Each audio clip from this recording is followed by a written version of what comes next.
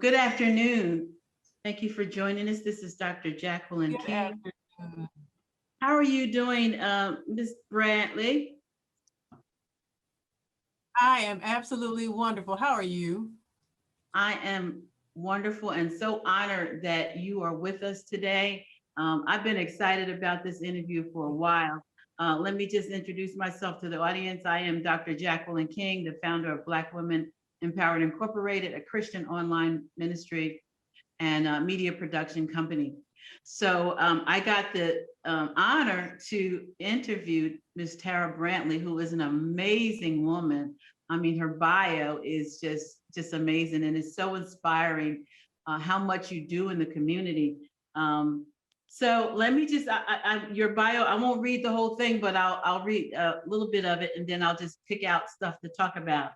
Ms. Terra Brantley enjoys Okay. anchoring Northeast Indiana's #1 rated 5 and 6 and 11 p.m. newscast Monday through Friday. In 2019, you Associated Press Hall of Fame inductee and multiple Emmy nominee, began her professional television career at WPDE-TV in Florence, Myrtle Beach, South Carolina. During her tenure, she held almost every position in the news department except news director. She was a reporter, video journalist, producer, executive producer, morning anchor, prime time anchor. Tara moved to Fort Wayne as the weekend anchor at WKJG-TV for 6 weeks before joining the team at Wayne 15. So you've been doing this. Did you always know that you wanted to do this? No, I have been doing this. It will be 35 years Oh, in June. 28 of those, March 29th, effective this March 29th at Wayne 15. When I first went to college, I attended Ohio University on a dance scholarship with dreams of being a star on Broadway. And then at the end of my freshman year, talked with my parents. They were like, who majors in dance? So they said, why don't you choose something else? So I was thinking about it. First, I went to political science, decided to get out of that. And then I went to communication because I had been the class commencement speaker at Bedford High School where I graduated. And I figured, okay, there are some similarities with, speaking in front of people and television. Let me give that a shot. I'm a decent writer. I have no problem speaking in front of people. Let me try that out. So I changed my major to communications. I got a radio shift, jazz radio shift, which was fantastic on Sunday nights.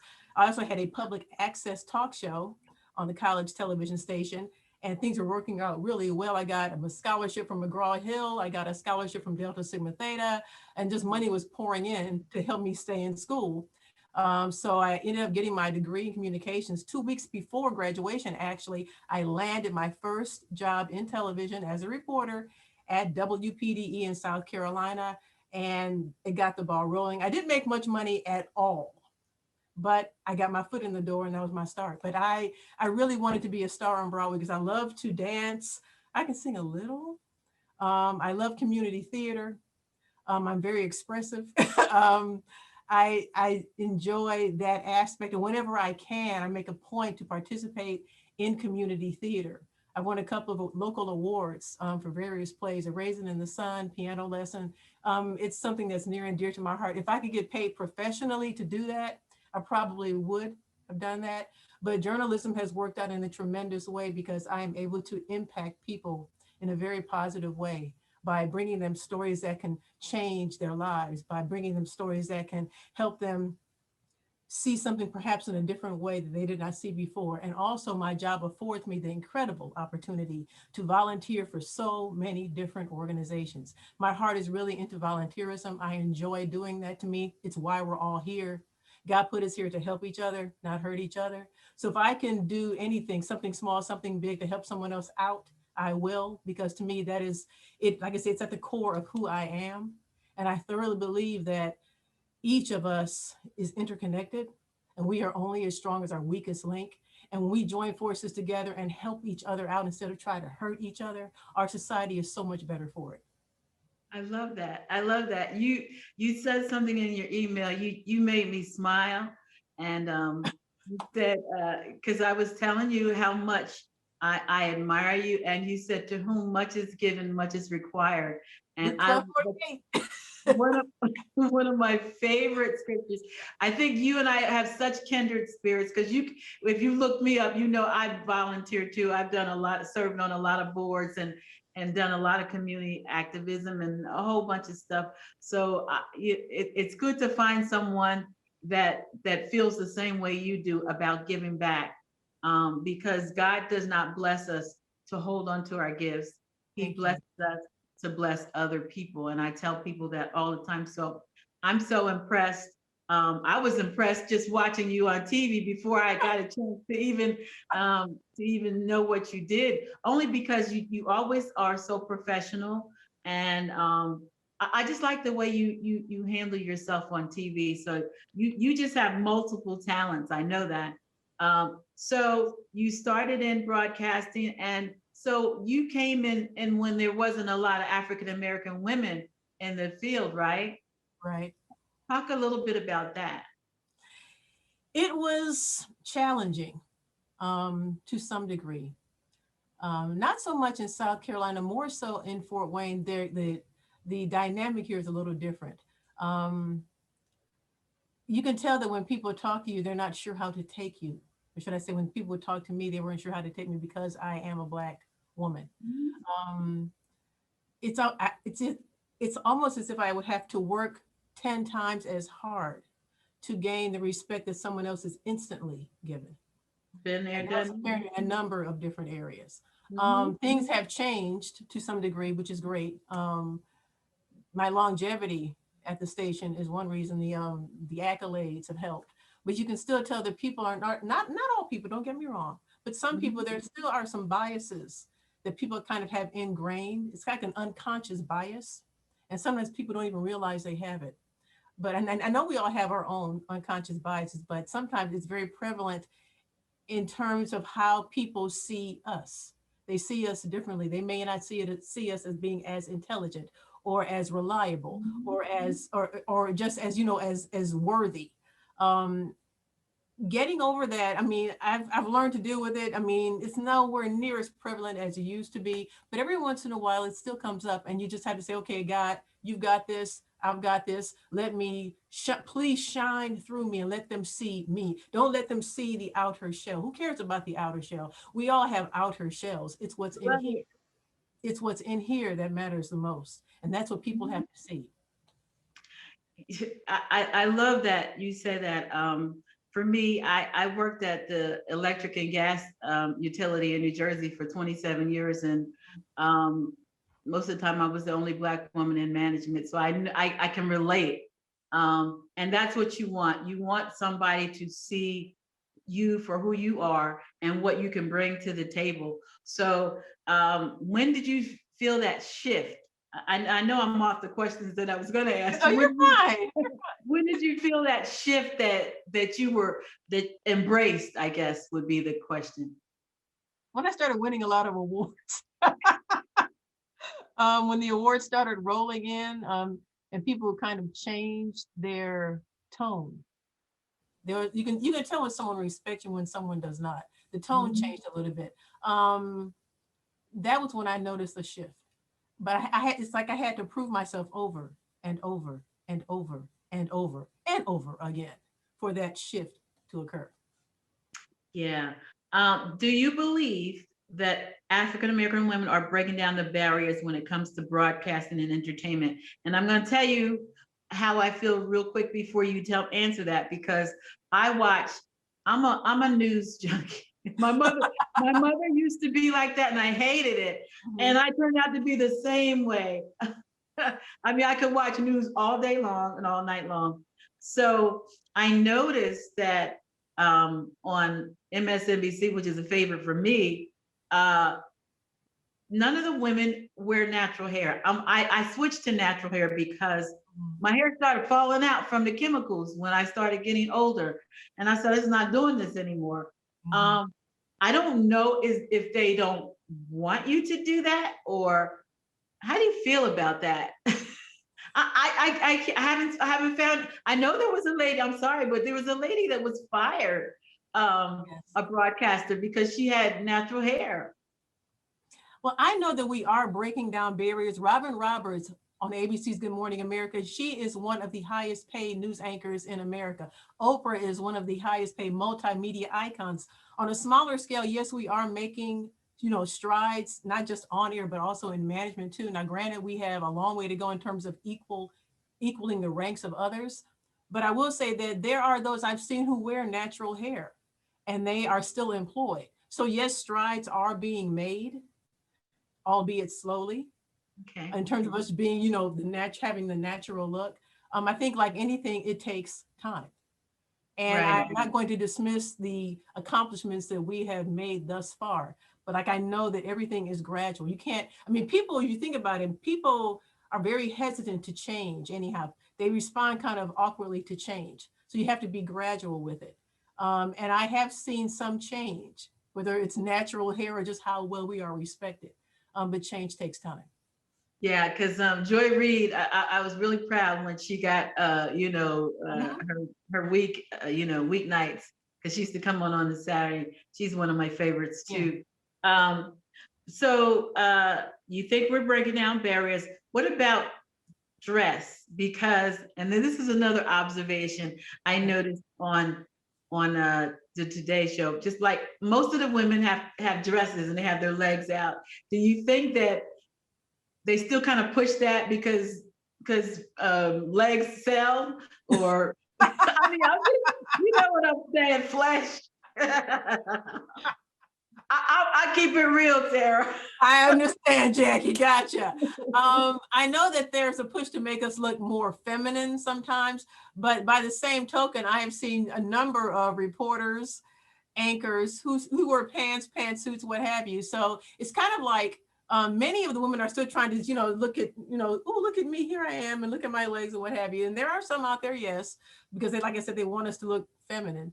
But by the same token, there are those of us who, I mean, I switch between pants and skirts. It just depends upon how I feel. And there are many who do the same. So once again, strides are being made, albeit slowly. Okay, all right. And so talk about your history of domestic violence. I read your story, Mhm. and I know that your parents, your mother was a victim of domestic violence. Talk about that and how that affected you, and then you ended up in the same situation.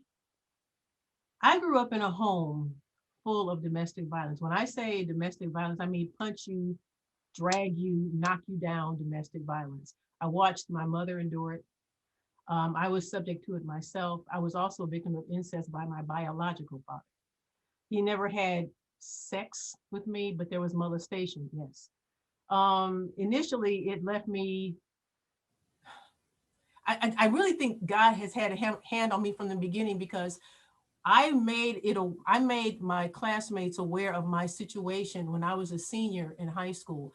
I was standing in front of the podium during a speech class, and the topic that I was talking about was domestic violence. And I told this story and about what was going on in a household. And at the very end of it, I let everybody know, I'm like, I can understand this and relate to this because the person in this story is me.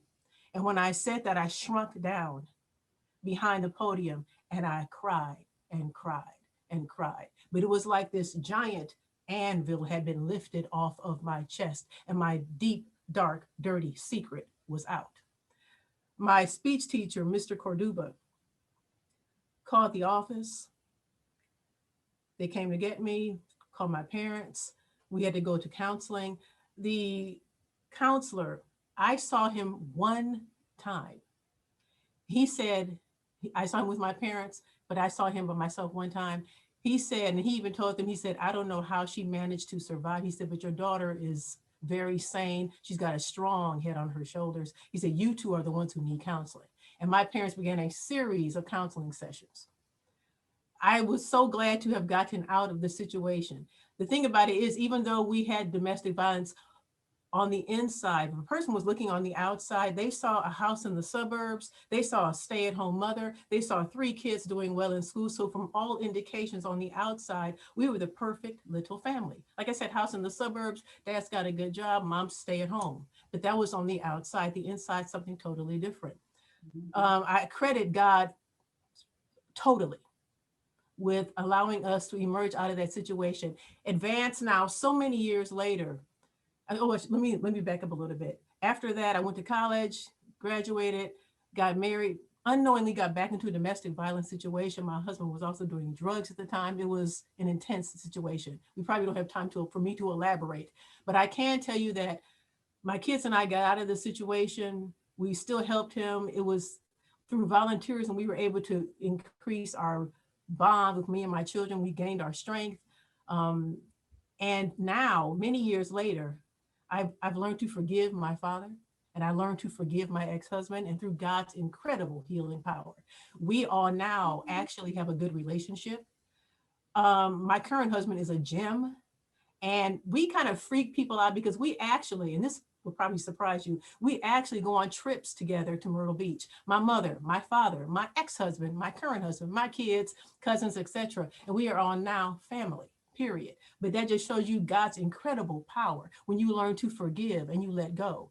And he has blessed my life so abundantly that I'm like, I shouted from the rooftops, you know what? Yes, I went through domestic violence. Yes, it was horrible going through it. The time, some of the days I didn't think I was going to make it. All the things I had to endure, just trying to juggle the career, the children, not getting any sleep, not going to work because my face was jacked up, you name it. But I made it. And my advice to people is not to hold on to hate. Hate will kill your soul. And that is all the devil wants. He wants to get into you and kill your soul. But when you can forgive, it is so empowering. You feel like a sense of relief. You like, I've got this, God's got this, God's got me, and I'm going to be okay. And I'm fine.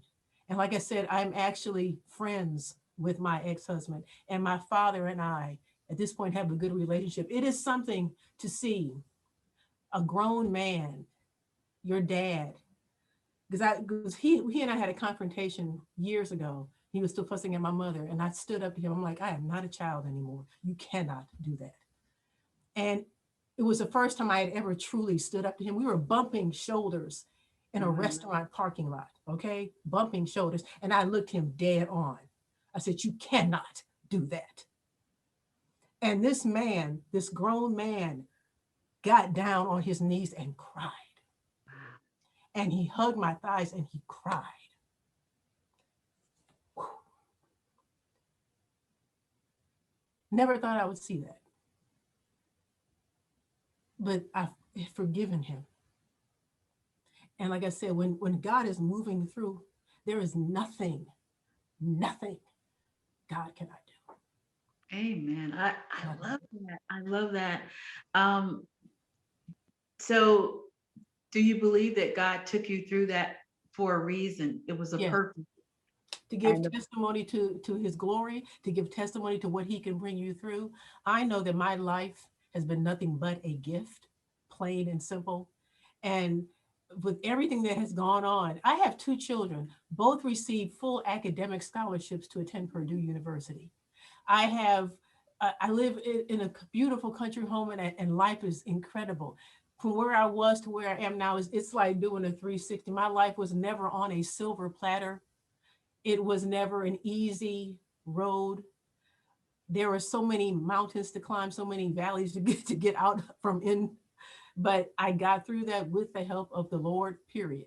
And I know that. And I know that he got me through these things so that I can give testimony to his greatness and to what he can do in someone's life, and to be happy to share that news. So many times we're told not to talk about what the Lord can do in your life. I will shout it from everywhere. Events I go to, I let people know flat out, this is my belief. This is who I am. I am a child of God, period. We need to be positive. We need not to gossip about each other. We need to lift each other up and not put each other down. We are so So it's ingrained in us to put each other down, just little put downs. Sometimes we even don't even realize we're doing it.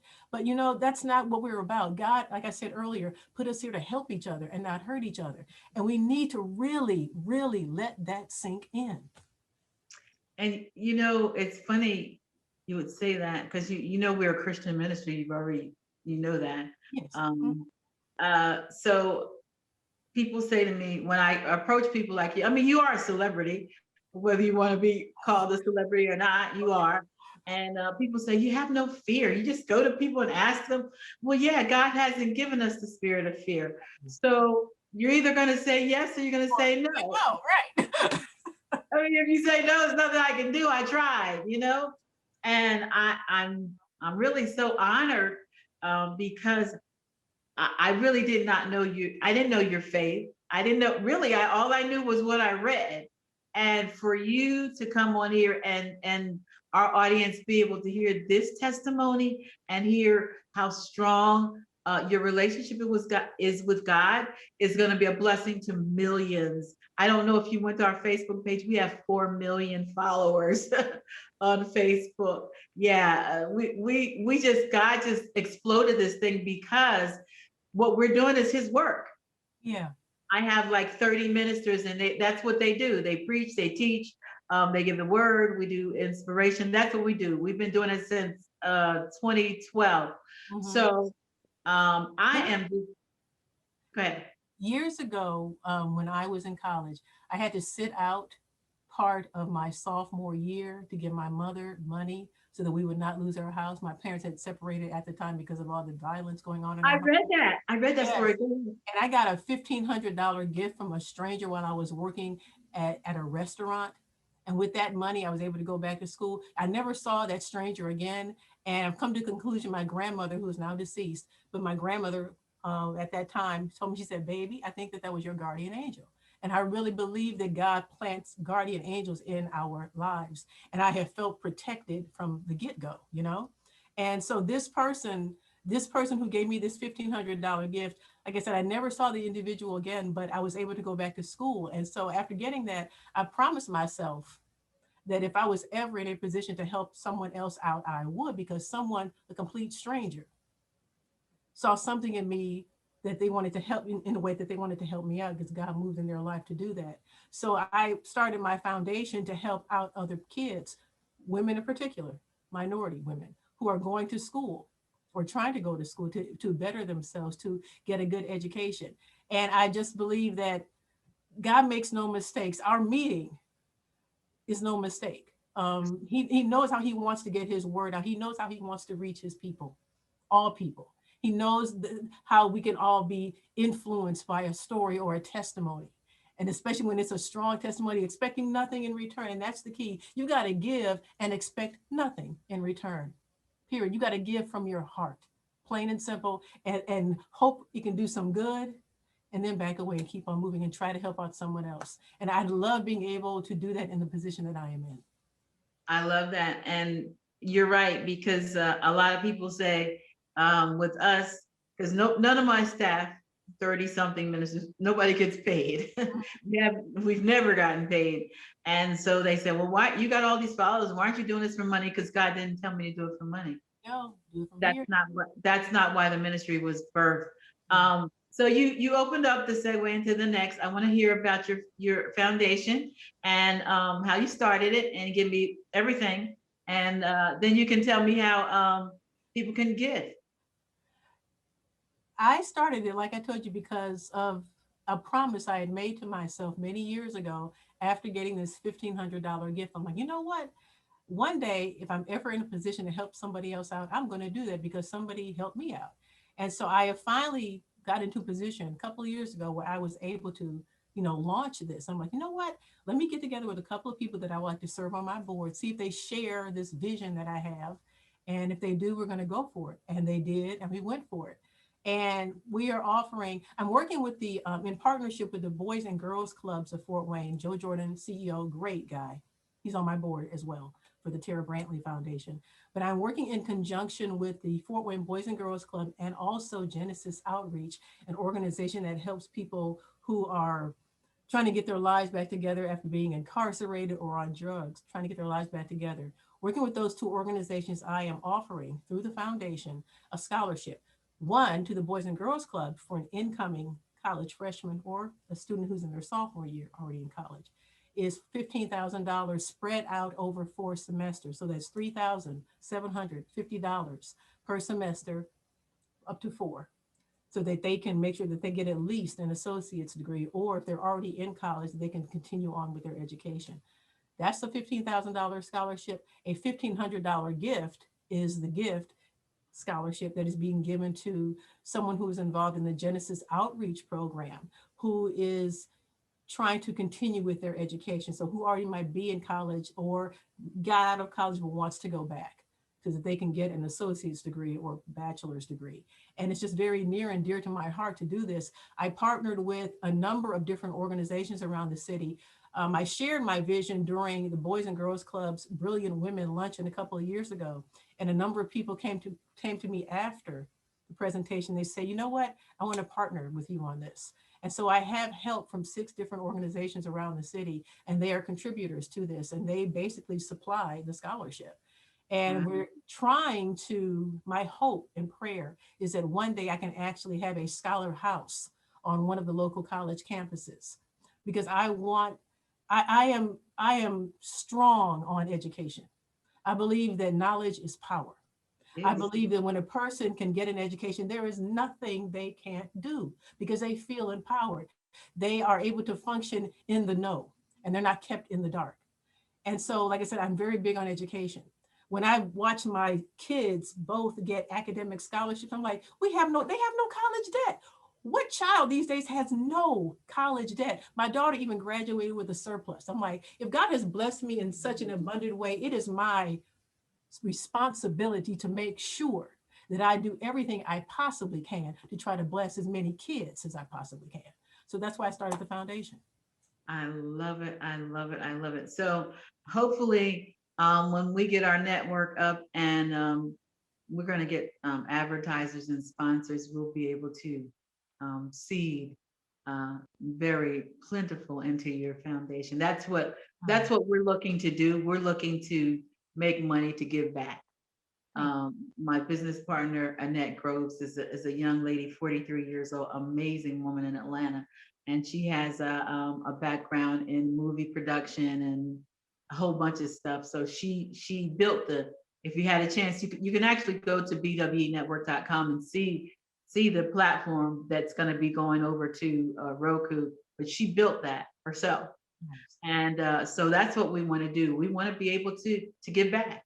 Yes. Both of us have been blessed, to have nice lives. And even her at her young age, she has a very nice life, and I've had a nice life. So we just want to give back. So I just think this is so amazing what you do. So when you go out, do people ask you for your autograph and all that? Do you get all that? I love it. You do? How do you feel about that? As long as they're nice, it's fine. I've had people look at, are you the TV lady? I'm like, yeah, I'm a TV lady. Hi. I mean, and some people they'll kind of whisper, I think that's her. I'm like, it's me. How you doing? How you doing? Most 99.9% of the people are fine. They're great. They're kind. They're polite. Every once in a while, somebody say, well, I don't like you, or I don't like watching television news anyhow. I'm like, well, sir or ma'am, you don't have to watch it.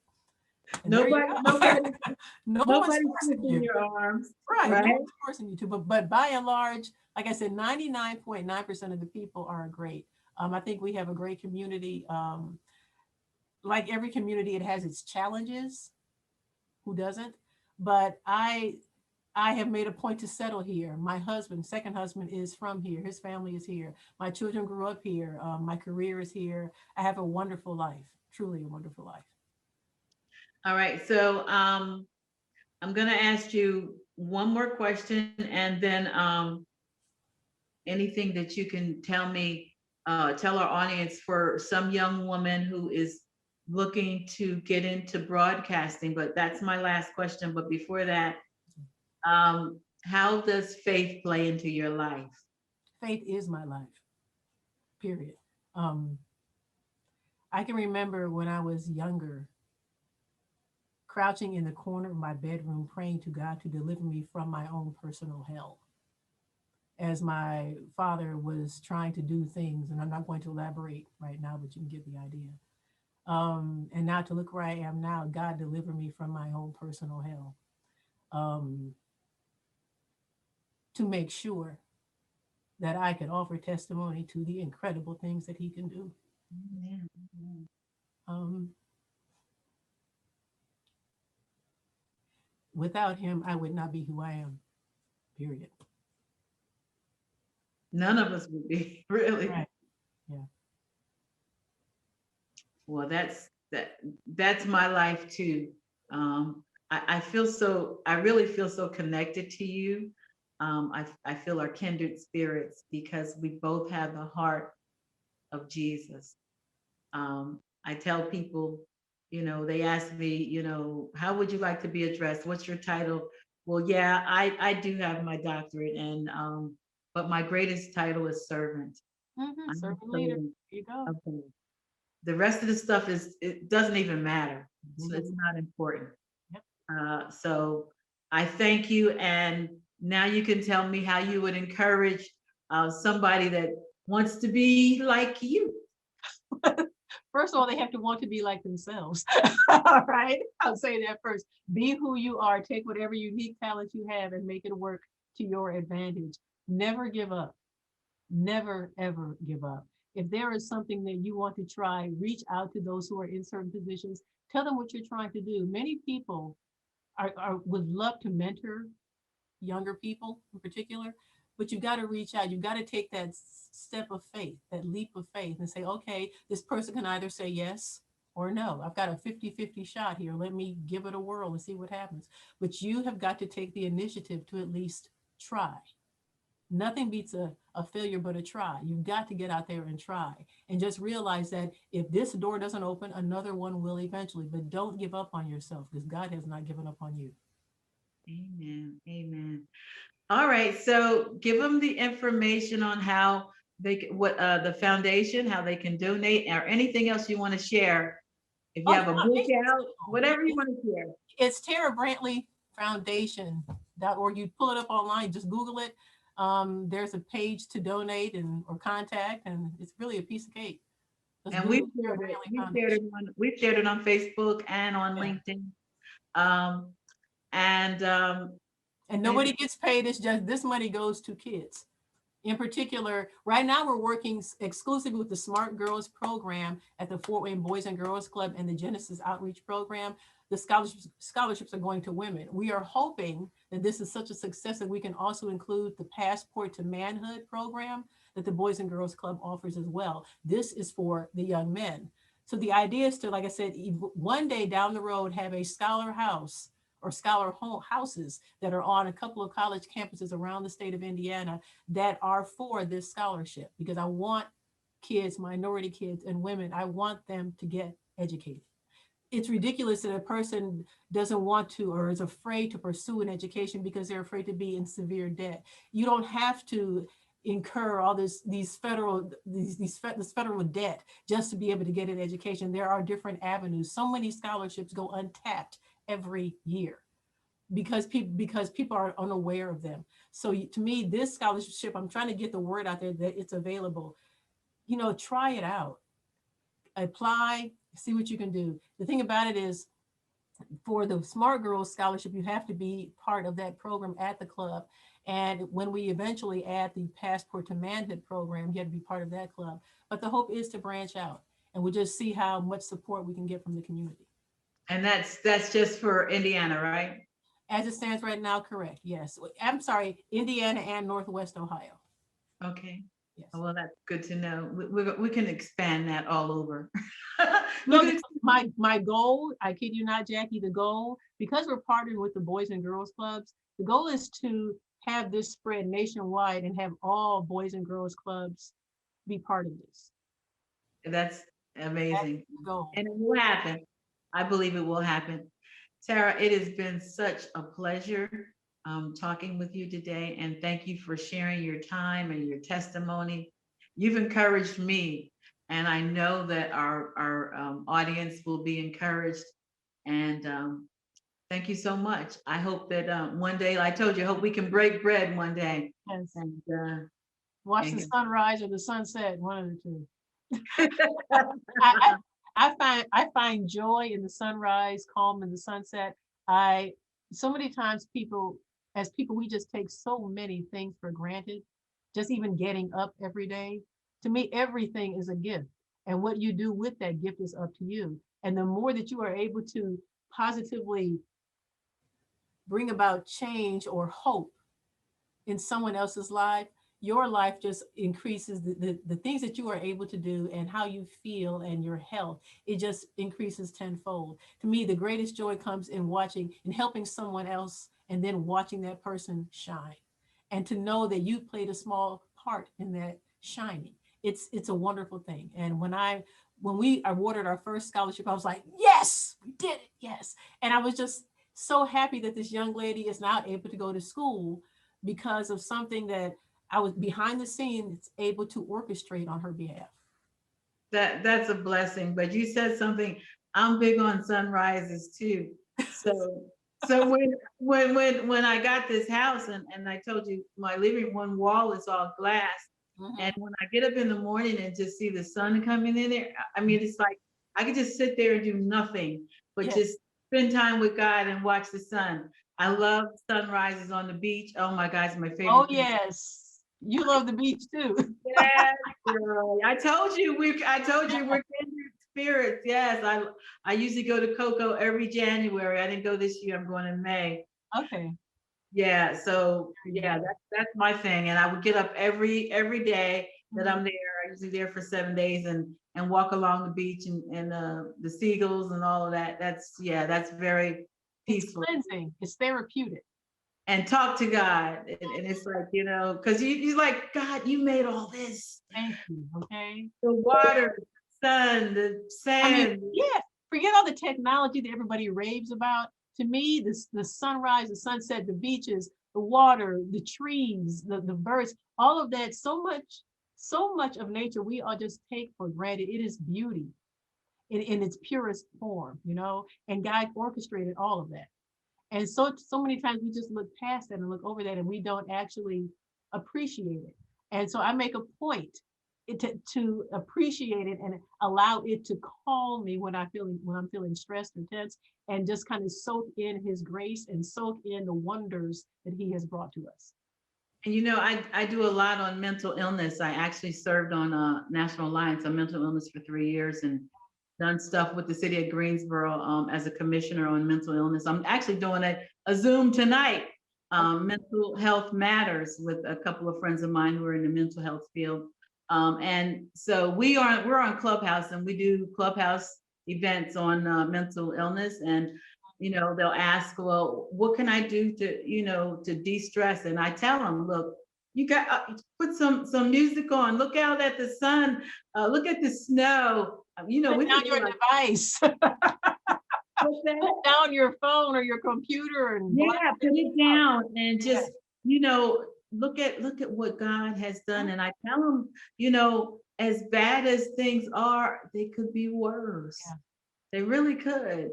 And so, grab on and hold on to the good things in life and definitely. try not to linger on the negative things, because that's what's going to take you down that road you don't want to go down. Yeah, when you hold on to negativity, it really eats away at your soul, your very core.